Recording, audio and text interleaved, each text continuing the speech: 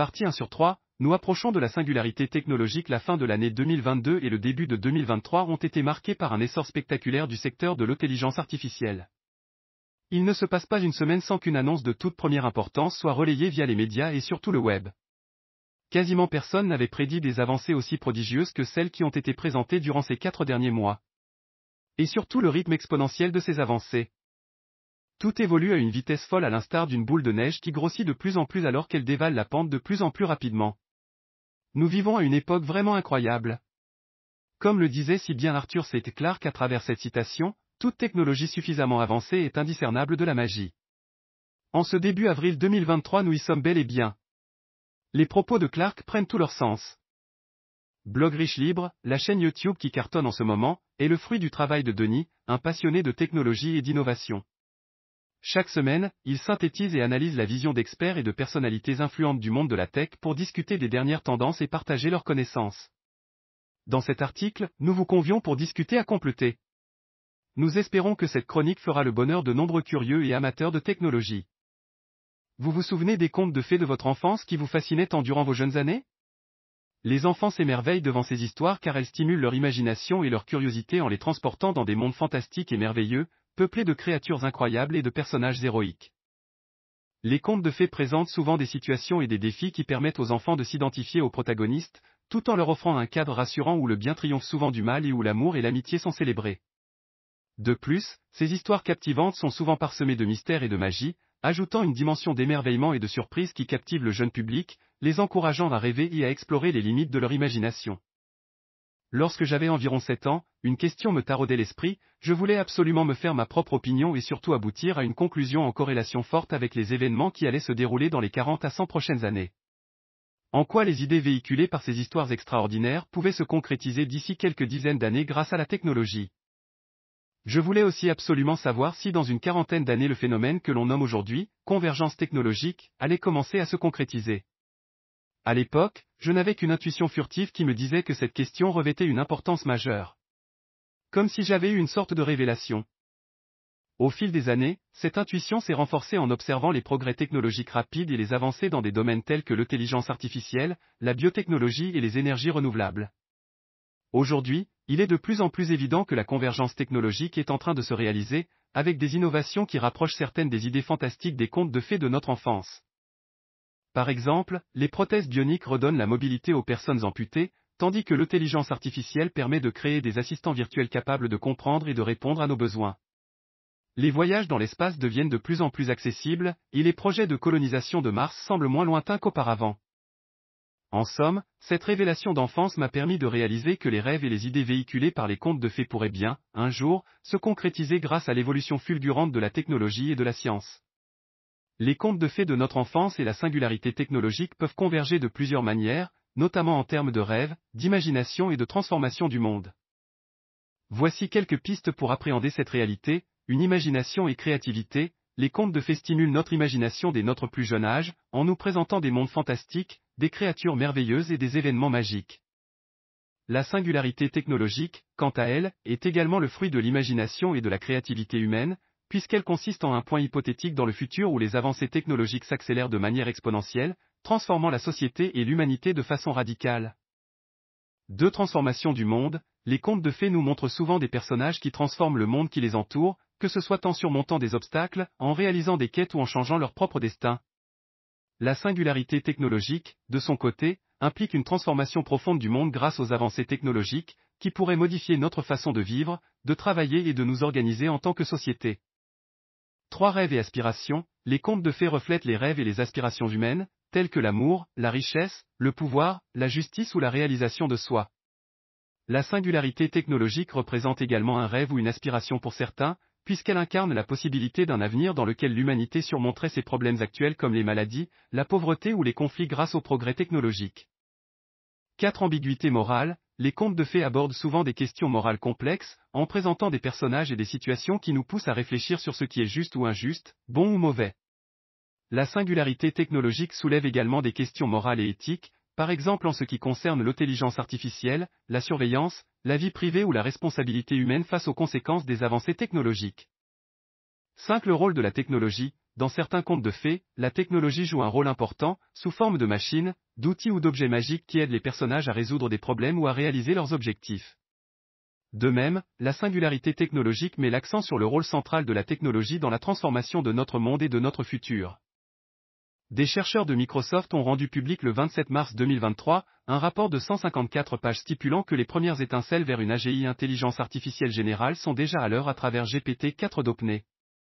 Des preuves récentes ont mis en évidence le fait que GPT-4 était doté d'une aptitude pour interagir avec les humains, d'une manière encore inimaginable. Un miracle vient de se produire, ces faits vont avoir d'importantes implications sur l'avenir de l'intelligence artificielle. Ce domaine n'est plus l'apanage de la science-fiction, il se concrétise sous nos yeux. L'IA développée par OpenAI à travers GPT-4 commence véritablement à développer une intelligence proche de la nôtre. Plus le temps passe, plus la frontière entre la science-fiction et la réalité s'estompe. Bientôt les AGI feront partie intégrante de notre quotidien. Ce moment devrait survenir à une échéance de 1 à 3 ans, c'est-à-dire dans un avenir extrêmement proche. Ce document est une révélation sensationnelle qui suscitera de nombreuses discussions dans le monde scientifique, mais, comme toujours, les médias n'accordent que peu d'attention à cette découverte époustouflante. La préparation de la société au bouleversement à venir est essentielle? Mais le silence grandissant autour d'eux?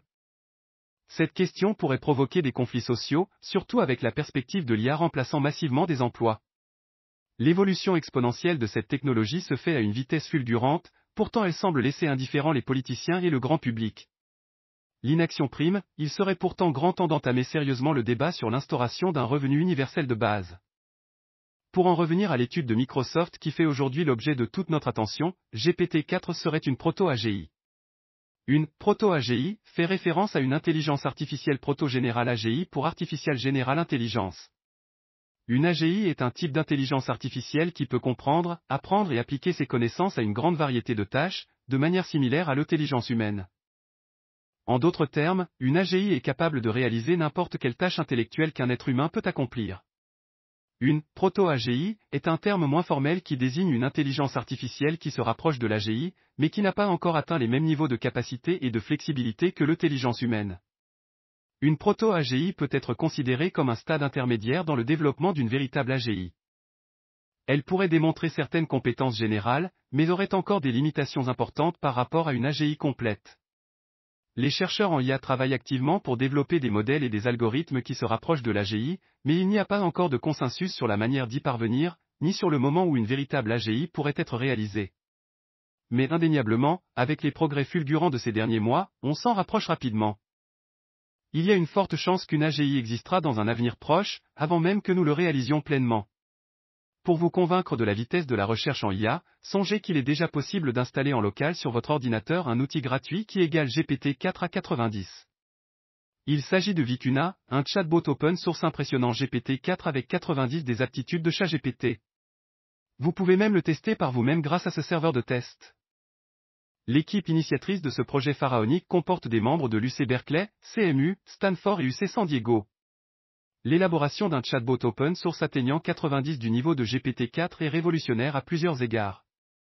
Ce projet représente une avancée majeure dans le domaine de l'intelligence artificielle et dans l'histoire humaine, car il démontre que les systèmes d'IA tels que GPT-4 et ses clones peuvent apprendre à utiliser des outils avec très peu d'instructions et sans démonstration préalable. Rappelons que l'un des moments clés de l'évolution humaine a été la découverte et l'utilisation d'outils par nos ancêtres. Le fait que ce chatbot soit capable d'atteindre un tel niveau de compétence témoigne non seulement de l'évolution rapide de l'IA, mais aussi de son potentiel à transformer radicalement notre façon de vivre, de travailler et d'interagir avec la technologie. Et le plus stupéfiant réside dans le fait que Vicuna et ses acolytes tournent sur un simple ordinateur personnel haut de gamme. ChatGPT-4 utilise des API pour s'acquitter avec brio de toutes sortes de tâches, on est encore loin d'un assistant personnel pleinement opérationnel mais néanmoins on s'en rapproche à la vitesse grand V. Dans un monde inspiré du film de science-fiction Her, de Spike Jonze, nous sommes en 2025 et Victorine, une rédactrice et auteure freelance de 28 ans, est déjà experte dans l'utilisation des nouveaux outils basés sur l'intelligence artificielle. Grâce à ses précieuses compétences, elle tire largement son épingle du jeu et nage comme un poisson dans l'eau dans son époque. Un matin ensoleillé, Victorine se réveille dans son appartement moderne et minimaliste. Comme à son habitude, elle débute sa journée en consultant ses emails et en buvant une tasse de café.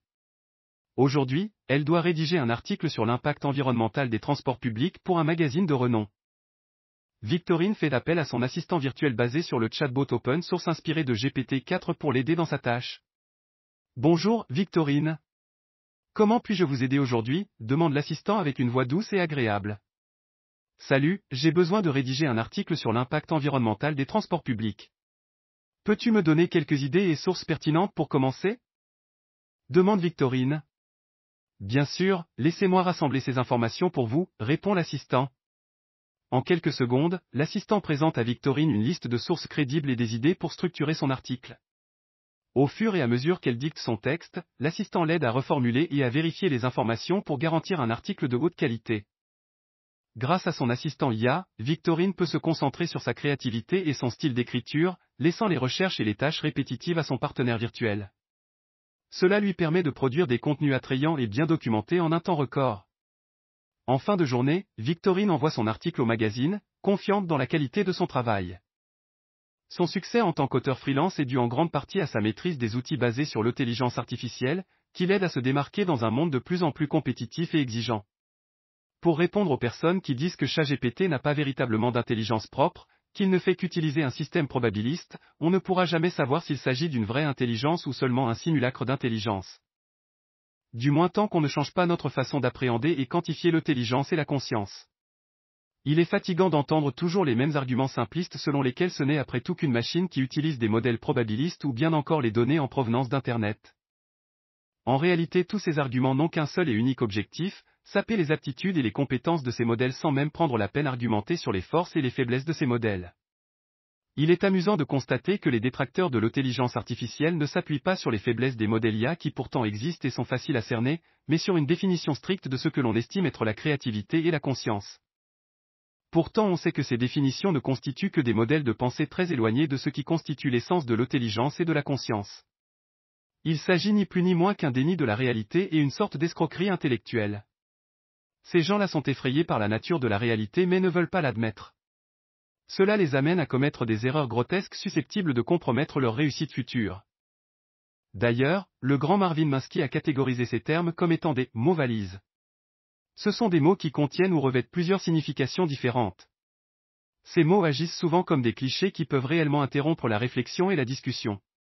En effet, lorsqu'ils sont utilisés, ils détournent la conversation et empêchent une compréhension approfondie des concepts abordés.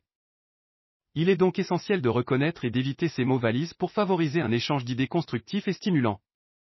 Il est d'autant plus amusant de constater que certains neuroscientifiques expliquent que notre cerveau fonctionne de manière similaire lorsqu'il s'agit de parler et de construire des phrases.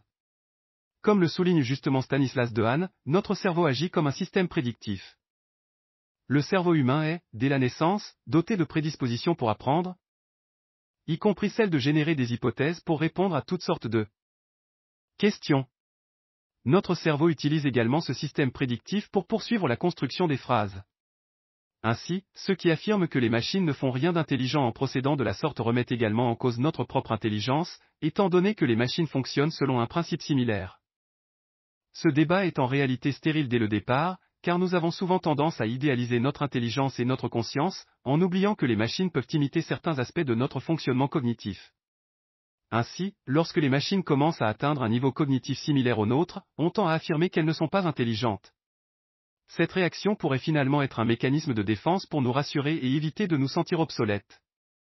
L'espèce humaine devra probablement faire face à une grande leçon d'humilité dans un avenir proche.